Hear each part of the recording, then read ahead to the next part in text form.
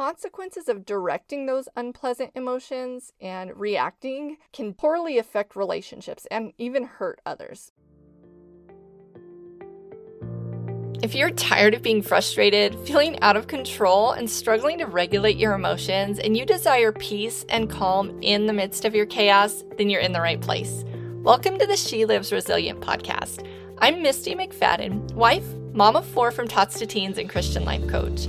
You can create the stability you've always wanted using simple self-coaching tools, biblical truth and application, and deep emotional healing and growth. If you're ready to use your emotions to your advantage as you build your life on the only truth, God's Word, then grab yourself that sneaky snack and let's dive in. Hey there, welcome back to another episode here. Today we're chatting about the difference between reacting and responding and what your emotional, spiritual, and physical needs have to do with it. I know how hard it is to respond in a calm and peaceful way, especially if you're frustrated and exhausted. So that's why I wanted to talk about this topic today. I share some things that you can evaluate and some simple tips to incorporate so you can enjoy your interactions with those you love, so that you can be calm with your kids and with your husband, and you can feel level-headed and, make sure that you are intentionally growing your relationships instead of tearing them down with your reactions. I know you're going to love what we talk about today. This is a tactical episode, so make sure you grab a notebook and a pen to take some notes, and let's dive in. Really quick before we get started, if you are enjoying this podcast and you are loving being intentional about walking in God's peace and creating the calm day-to-day life that you want, would you take a minute and leave a review? This helps me to know that you're finding this podcast helpful, and it also helps it be found by others. So pause this episode and leave a quick review.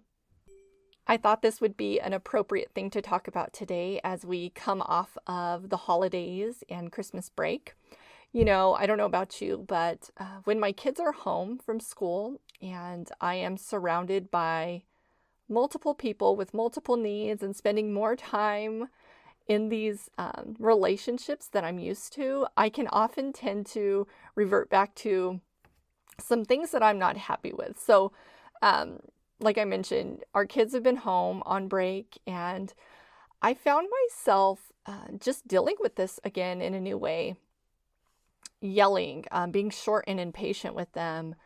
I've been spending more time with my husband, with him being home more for the holidays. And, you realize how kind of terrible we can be when we're feeling like I was feeling suffocated almost. And so I know that can sound a little bit awful, but, I was fighting and we were bickering and the kids were bickering about everything. And I started feeling like I couldn't take care of my own needs because I am busy putting out fires and taking care of everyone else. And everybody has needs and they all look to me to help them. And, I felt controlled by everyone else.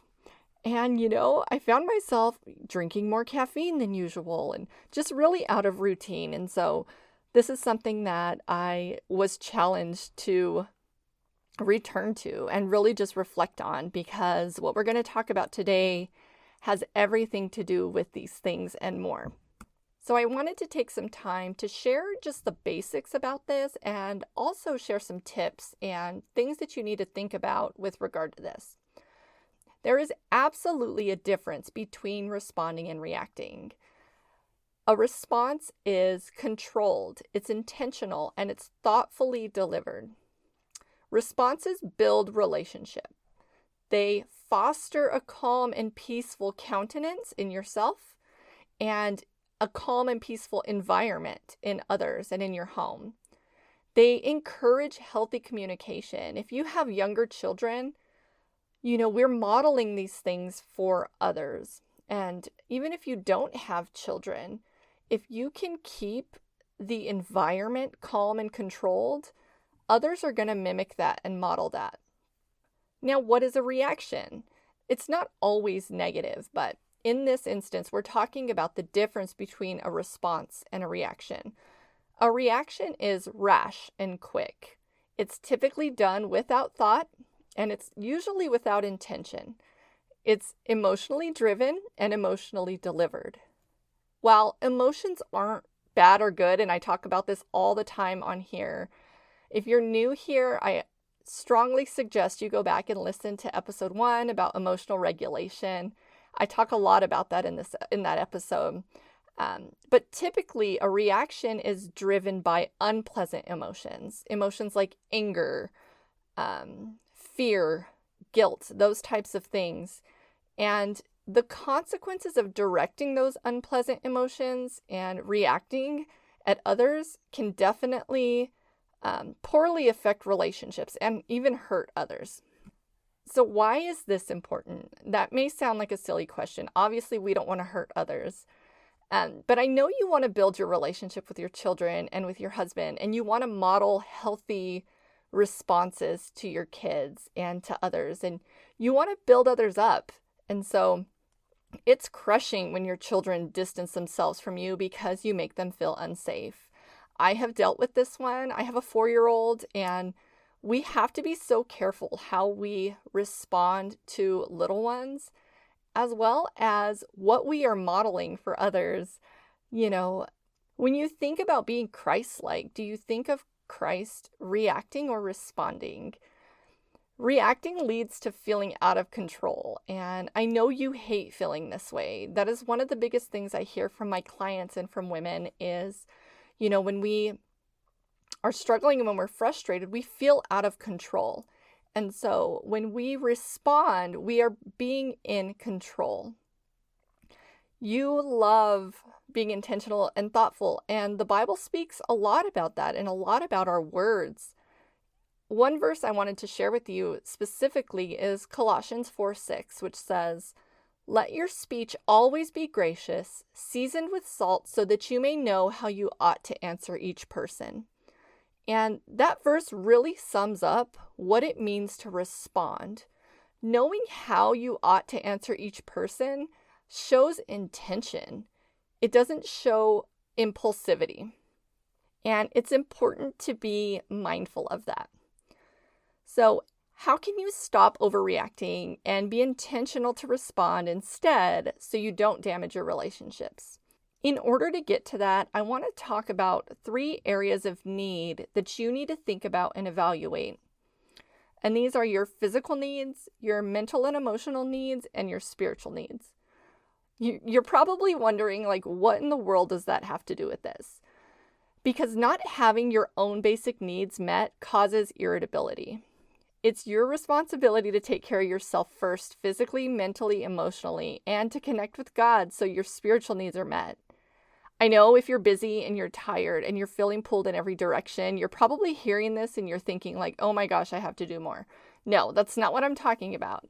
These don't have to be long, drawn-out routines or to-dos, but you need to be intentional about making certain things happen because these things will cause you to be irritable and to overreact in ways that you're not happy with.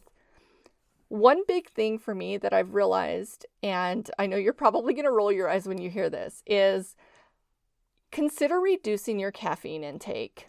With it being the holidays here, I found myself celebrating with, multiple hazelnut lattes in a day and all of these things and making a Starbucks trip. And I found myself drinking more caffeine than I typically do.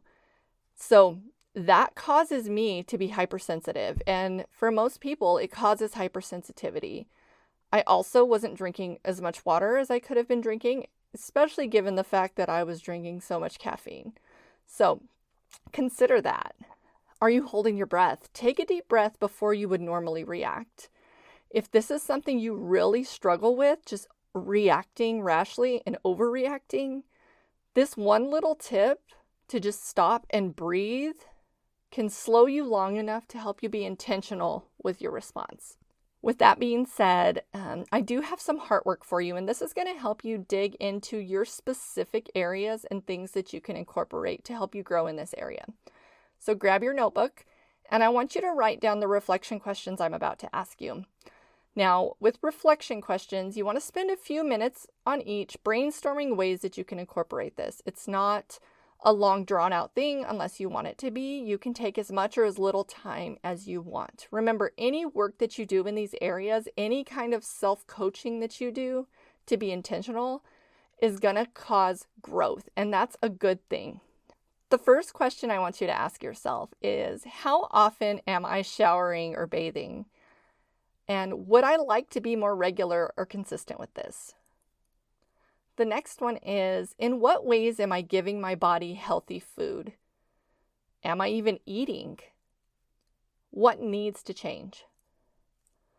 The third one is, am I drinking enough water? Which enough should look like half of your body weight in ounces of water. Question number 4 is, do I feel like I have space to breathe? Or even just pockets of time alone? This is a big one. You can carve out 5-10 minutes alone. Question number 5 is, what tasks and or roles feel overwhelming to me right now?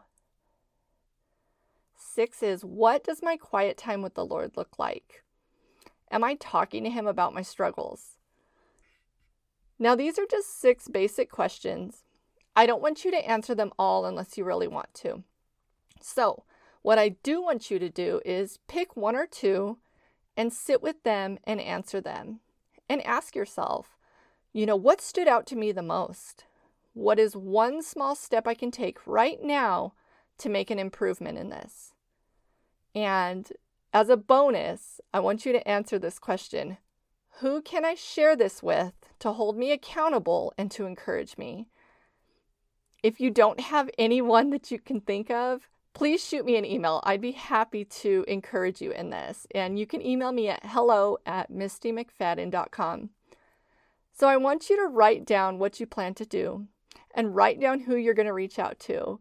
And this is going to help you be intentional so that you can respond and build those relationships versus react and, really just cause more problems. So as we wrap up today, here is a quick recap of what we talked about. There is a difference between reacting and responding. Reacting is typically emotionally driven and can be damaging to relationships, especially if your reactions are driving you to sin and to hurt others. Responding is thoughtful and intentional. It's calm and it's with grace, and it loves and honors God and builds others up. Responding will strengthen your relationships. Evaluating key areas and making simple changes can help you go from reacting to responding.